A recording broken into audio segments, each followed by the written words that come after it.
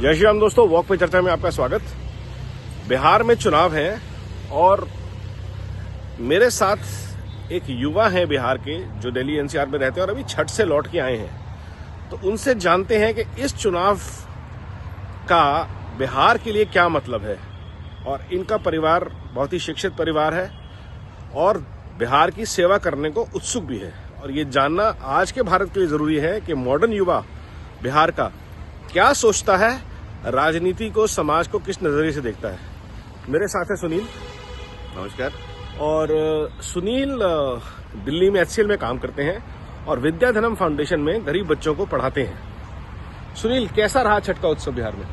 छठ का पूजा बहुत ही बढ़िया रहा गौरव जी। सबसे पहले आई थिंक हमें छठ के बारे में जानने से अच्छा हमें ये जानना जरूरी है कि बिहार में हमें सबसे ज्यादा किन चीजों की जरूरत है। जी, अभी आपने देखा होगा, मैं 40 सालों से खुद ही बाहर हूँ और हर एक साल अगर आप देखोगे तो बिहार से कई हजार युवा एजुकेटेड होके भी 12वीं पास, ग्रेजुएशन, मास्टर्स करने के बाद दिल्ली जैसे महानगरों में वो आते हैं। दिल्ली, मुंबई। तो पलायन हमारे यहाँ सबसे बड़ा मुद्दा है।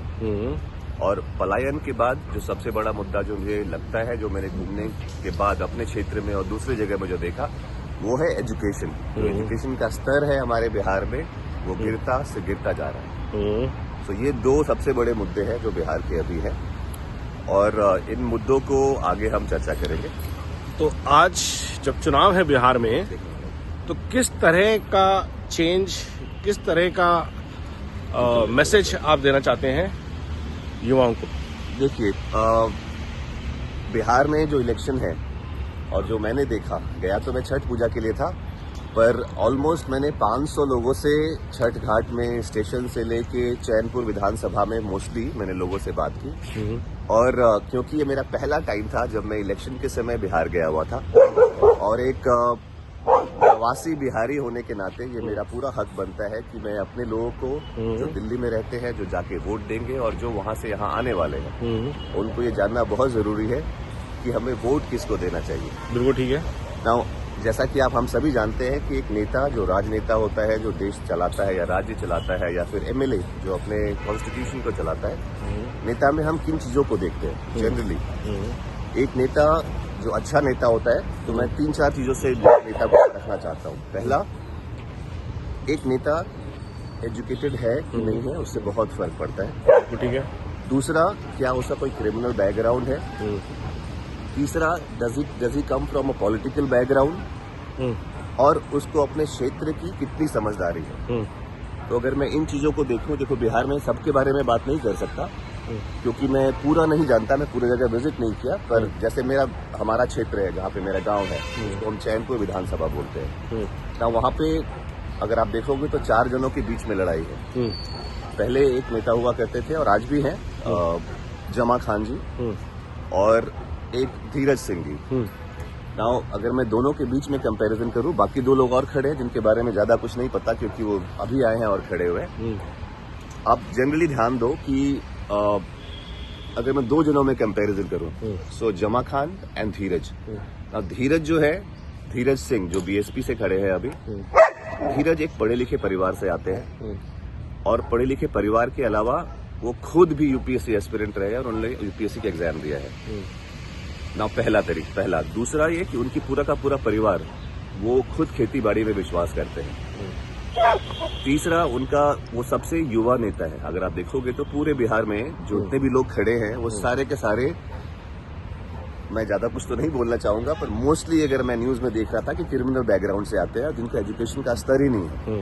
अब कोई अगर नेता अगर एजुकेटेड ही नहीं होगा तो उसकी बात कितनी सुनी जाएगी? आप कई सालों से बिहार में देखे जा रहे हैं, वहाँ की स्थिति आज भी नहीं बदली। ना धीरज सिंह जैसे नेता अगर बाहर आते हैं और जनता उनको चुनती है, तो जनता क्यों चुने ऐसे नेता को? पहला, क्योंकि वो गांव में रहते हैं और लोगों के बीच में हमेशा अवेलेबल है। एक नेता अगर अपने लोगों के बीच में ही अवेलेबल नहीं है, उनके दुख दर्द को सुनने के लिए अवेलेबल नहीं है, तो मुझे लगता नहीं है कि ऐसे नेता के बारे में लोग ज्यादा पसंद करते हैं। अब पहले जमाने में और अब में बहुत अंतर है। आज के युवा बिहार में रह के भी सोशल मीडिया का जमाना है, तो उनको पता है कि बिहार में किस तरीके के बदलाव की जरूरत है। हमारे क्षेत्र में मैंने ये भी देखा कि हमारे यहाँ एजुकेशन और मेडिकल की जो व्यवस्था है, जो इंफ्रास्ट्रक्चर है, वो काफी हद तक इम्प्रूव तो हुआ है, पर 40 सालों में जितना इम्प्रूव होना चाहिए था उतना नहीं हुआ। उतना तो नहीं हुआ।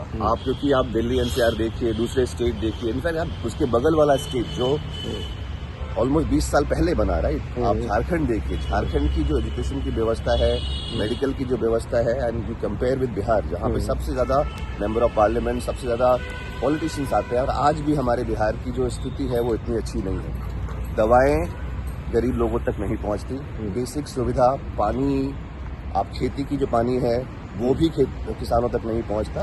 तो ऐसे लोग जो ऐसे मुद्दाओं को समझ सके और अपने लोगों के लिए काम कर सके, ऐसे लोगों का आना बहुत जरूरी है, ये मेरा मानना है। तो ये आज के युवा का एक मैसेज, यूथ का मैसेज, बिहार के लिए पढ़े लिखे लोग, जमीन से जुड़े लोग, बिहार में रहने वाले लोग, ईमानदार लोग जिनका क्रिमिनल बैकग्राउंड नहीं है।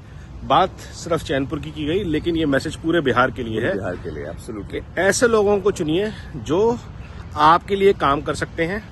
सिर्फ जात देखकर, सिर्फ परिवार देखकर, बाहुबल देखकर वोट ना करें। परिवर्तन से बिहार कुछ आगे आया है और बहुत आगे जाना है। सुनील जी, आपका बहुत बहुत धन्यवाद। थैंक यू वेरी और ये मच। मैसेज जहां तक पहुंचे, ये बिहार के वोटर्स के लिए बहुत जरूरी थैंक यू वेरी जागना। मच। Thank you. जय हिंद।